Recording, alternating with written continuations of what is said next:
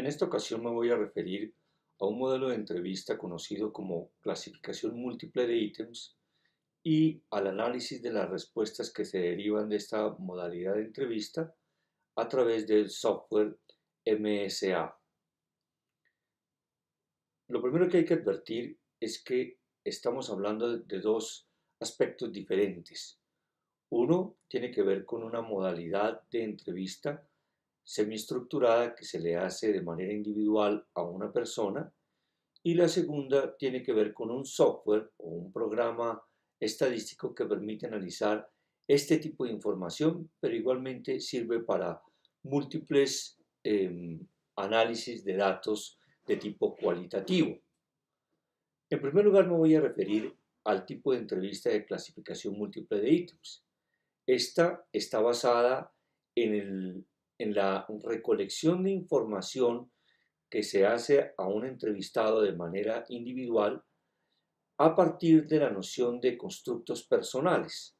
Con la entrevista de clasificación múltiple de ítems, lo que se busca es precisamente indagar cómo un individuo conceptualiza o se representa un conjunto de problemas, o mejor, de elementos asociados a un dominio o campo de interés de un investigador. Supongamos que estamos interesados en indagar acerca de los miedos que tienen las personas a transitar en los espacios públicos o en las calles de una ciudad. Digamos que el temor a transitar por los espacios públicos de la ciudad se constituye en el dominio de interés del investigador. Una manera de hacerlo podría ser a través de una serie de preguntas abiertas o preguntas estructuradas, es más, a través de cuestionarios.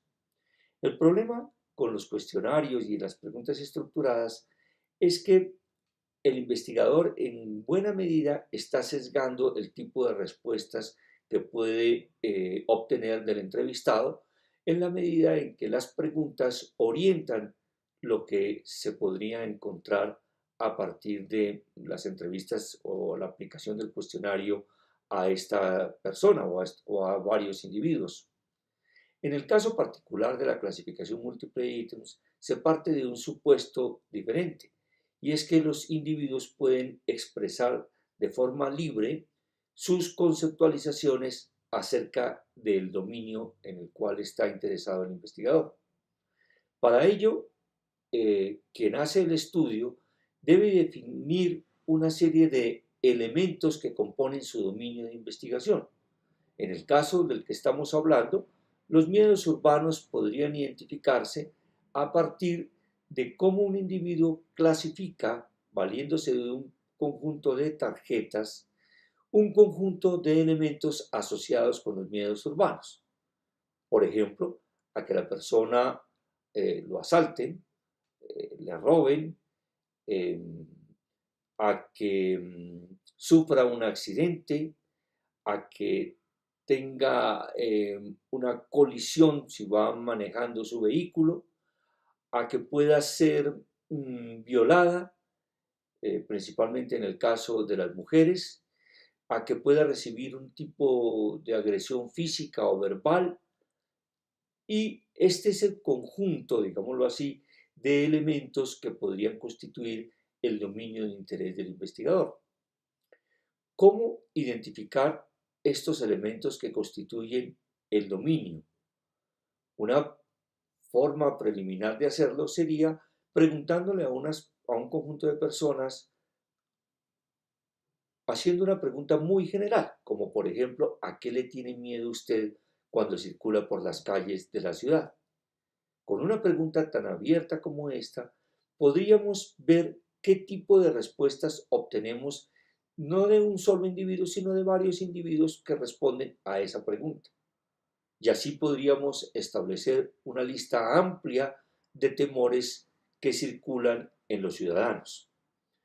A partir de esta lista de temores, uno podría seleccionar aquellos que se repiten con más frecuencia: que lo roben, que le quiten el celular, a que tenga un accidente, a que se tropiece en la calle, a que le roben el bolso, a que reciba intimidaciones de tipo sexual, etcétera. Y así podríamos establecer como una lista de los miedos más comunes a los menos comunes.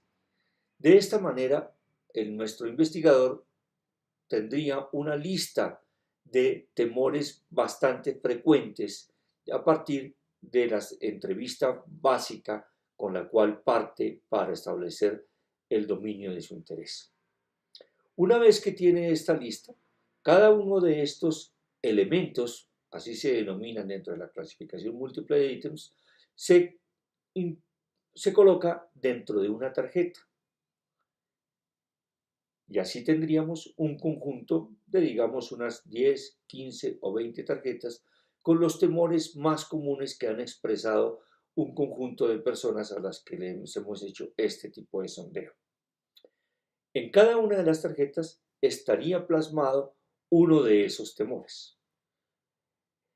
A continuación, lo que tendríamos que hacer sería pedirle a uno de nuestros entrevistados que sortee esas tarjetas, que las clasifique siguiendo el criterio que él considere apropiado.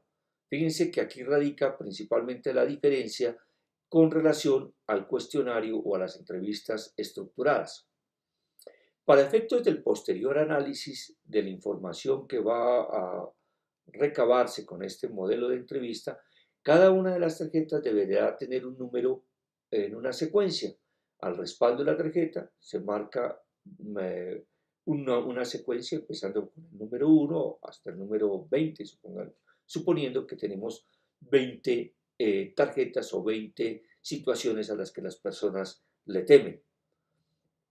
Esos números, por supuesto, son arbitrarios, pero van a ser de utilidad a la hora de analizar la información a través del software MSA. La labor consiste entonces en pedirle a la persona que clasifique las tarjetas siguiendo algún criterio que él considere que corresponde a sus temores. El investigador comienza diciéndole: mire, observe por favor estas lista de temores que generalmente las personas experimentan cuando circulan por las calles de una ciudad. Por favor, dígame si reconoce ese tipo de situaciones temerosas que puede que usted haya experimentado o puede que no, pero si las identifica como situaciones a las que las personas le suelen temer. Una vez que la persona da su afirmación a esto, le damos la instrucción siguiente. Le decimos, por favor, haga una agrupación con estas tarjetas teniendo algún criterio de agrupación. Usted tiene completa libertad en establecer el criterio que considere más adecuado para agrupar estos temores. La persona está en libertad de utilizar cualquier criterio y de crear tantos grupos como considere importante para seguir ese criterio de clasificación. Se le advierte igualmente que en cada grupo puede haber tantas tarjetas como él considere conveniente. Por ejemplo, una persona podría agrupar el conjunto de elementos o de tarjetas simplemente diciendo: mire, en este paquete están las tarjetas que representan los temores que yo tengo, y en este otro grupo de tarjetas los temores que yo no tengo cuando circulo por la calle. El criterio que está utilizando esta persona puede que lo manifieste o puede que no, pero es fácil de inferir que el criterio de clasificación ha sido lo que se le teme y a lo que no se le teme. Una vez que la persona ha hecho esta primera clasificación, podría pedírsele que haga una segunda valiéndose de otro criterio. La persona podría a continuación agrupar las tarjetas de acuerdo con un criterio diferente, por ejemplo, diciendo que unas situaciones son temidas más de día y otras de noche. Pero podría ser una tercera clasificación siguiendo, por ejemplo, el criterio de qué tipo de personas o qué tipo de condiciones ambientales están asociadas con esos temores. Si, por ejemplo, la persona agrupa las tarjetas eh, asociando los temores a algún particular protagonista, por ejemplo, desconocidos o personas indigentes, hombres o algún agente, digamos, particular, algún agente extraño. Entonces aquí el criterio sería el de quién es el agente con el que está principalmente asociado cada uno de los grupos de tarjetas que agrupan algún tipo de temor. Ese sería, digamos, un primer ejemplo. Otro podría ser alrededor de cómo piensan las personas acerca de las distintas profesiones. El conjunto de tarjetas que compondrían el dominio de interés, que serían las profesiones, suponiendo que estamos pensando en un trabajo como de selección de personal o de orientación profesional, podría estar constituido entonces por una serie de elementos que en este caso estarían plasmados cada uno de ellos en una tarjeta y que corresponderían a profesiones. Entonces en una tarjeta podría decir médico, en la segunda podría decir policía, en la tercera podría decir psicólogo, pedagogo, arquitecto, técnico en comunicaciones, etcétera. El conjunto de tarjetas estaría conformando el dominio de profesiones. Aquí la tarea del investigador consistiría, o el propósito que perseguiría sería tratar de ver cómo es que el individuo estructura o tiene estructurado su pensamiento alrededor de las profesiones o los oficios. Se le pediría al participante que agrupara siguiendo algún criterio. Un primer criterio podría ser, por ejemplo, el tipo de motivación que tiene por algunas profesiones en particular. Ese primer criterio podría dar lugar a tres agrupaciones. En un primer grupo estarían unas profesiones donde él indicaría que está más interesado, más motivado, un segundo paquete medianamente motivado y un tercer paquete de las tarjetas estaría compuesto por las tarjetas donde tendría menos motivación por ejercer esas profesiones. Se le pediría que de nuevo las agrupe siguiendo otro criterio, que podría ser, por ejemplo, el tipo de salario que la persona asocia con cada una o con cada paquete de profesiones. Y así podría conformar tres o cuatro grupos dependiendo de lo que él cree que esas profesiones devengan, o mejor, que esos profesionales devengan en su ejercicio. Se le pediría de nuevo que las agrupe y la persona podría, por ejemplo, utilizar un criterio quizás menos importante en relación a si las personas visten uniforme o no. Un cuarto criterio que podría utilizar estaría asociado, por ejemplo, dónde ejercen la profesión. Si lo hacen dentro de un tipo particular de institución, por ejemplo, en un hospital, en un colegio, en una institución oficial. Y de esta manera, entonces, podríamos conformar, digámoslo así, un panorama general de cómo el individuo conceptualiza el dominio de interés. Esta modalidad de entrevista pues, puede aplicarse a cualquier campo, cualquier dominio de interés, no solamente a elementos tan básicos como decir las disciplinas o las profesiones o los temores, sino que inclusive podrían hacer referencia a conceptos. Cada una de las tarjetas, por ejemplo, podría hacer referencia a la definición de algún concepto en particular, si es que lo que está interesado el investigador es explorar la manera como este individuo se representa esos conceptos o esas definiciones que están impresas en las tarjetas. De igual manera, podríamos valernos de imágenes. En algún estudio previo desarrollé un trabajo con fotografías de distintos estilos arquitectónicos, con la intención de ver cómo los estudiantes de arquitectura de primer semestre frente a los estudiantes de último semestre conceptualizaban o creaban categorías alrededor de los distintos estilos arquitectónicos. En otro estudio, con uno de mis estudiantes en aquella época, hicimos una visita a, a lugares habitados por indígenas huitotos para tratar de explorar cómo los niños de estas comunidades conceptualizaban la fauna. Y en esta ocasión lo que utilizamos fue figuras de animales conocidos por los niños. Cada entrevista, como ya lo he venido indicando, se hace de manera individual, pero eso no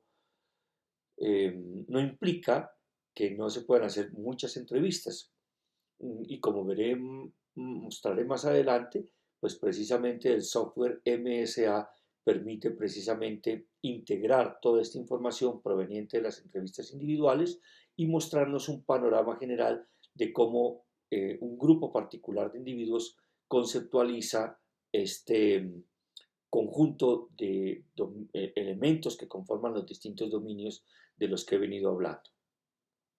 Entonces, hemos visto que la clasificación múltiple de ítems tiene su principal fortaleza en que se basa en las propias conceptualizaciones de la persona entrevistada, no en los criterios o los conceptos preestablecidos que tiene el investigador, sino que, a diferencia de los cuestionarios, la clasificación múltiple de ítems se basa en las propias conceptualizaciones que tiene el individuo y de esa manera es una técnica de entrevista mucho más válida porque nos permite capturar o recoger la información de forma más objetiva, si se quiere, de la manera como las personas piensan, conceptualizan o se representan un dominio de interés. Otra característica que hay que tener en cuenta, o mejor, otra posibilidad que ofrece la clasificación múltiple de ítems, es la que nos permite, por ejemplo, hacer comparaciones antes-después. Es decir, yo podría ver cómo las personas conceptualizan un dominio antes de, por ejemplo, hacer alguna intervención, supongamos de caso de una acción educativa o de una intervención terapéutica o de algún procedimiento con el que nosotros esperamos que se cambien las conceptualizaciones o las representaciones que se tienen acerca de algo. Entonces, de esa manera, tendría yo que pedirle al participante que haga esa conceptualización en una primera fase y después de la intervención que he planeado de carácter educativo, de carácter pedagógico o inclusive espacial, ver de qué manera las conceptualizaciones cambian después de la intervención, es decir, cómo las personas distribuyen ahora los elementos después de que han pasado por esa intervención o lo que podríamos llamar de ese tratamiento o variable independiente que queremos estudiar.